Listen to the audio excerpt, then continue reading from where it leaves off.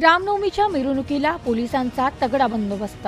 SRP QRT सह 500 police बंदोबस्तासाठी राहणार। पारंपरिक मार्गावरील मिरवणुकीला अद्याप परवानगी नाहीच। उद्या होणाऱ्या रामनवमीच्या मिरवणुकीसाठी पोलिसांनी तगडा बंदोबस्ताचे नियोजन केले आहे।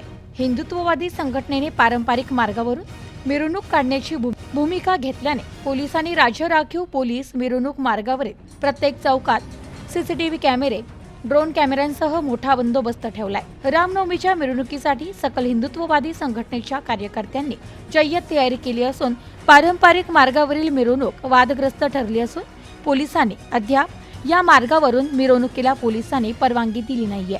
तर सकल हिंदू समाजाने पोलिसांनी नेमून दिलेल्या मार्गावरून मिरवणूक काढण्यासाठी नवीन अर्ज दिलेला आहे।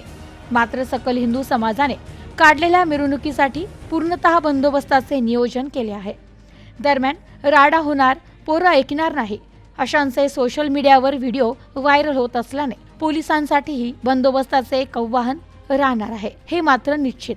तर मिरवणुकीसाठी असा राहणार आहे पोलीस बंदोबस्त। पोलीस अधीक्षक राकेश ओला यांच्या मार्गदर्शनाखाली 2 DYSP, 7 पोलीस निरीक्षक, 20 PSI, 450 पोलीस कर्मचारी, 1 SRP ची तुकडी, 1 RCP ची तुकडी तैनात केली जाणार आहे। तसेच मिरवणूक मार्गावरील प्रत्येक चौकात CCTV कॅमेरे, 1 ड्रोन कॅमेरा मिरवणूक मार्गावरील प्रत्येक हालचालींवर लक्ष ठेवून राहणार आहे। Bureau report, news today 24, Ahilyanagar.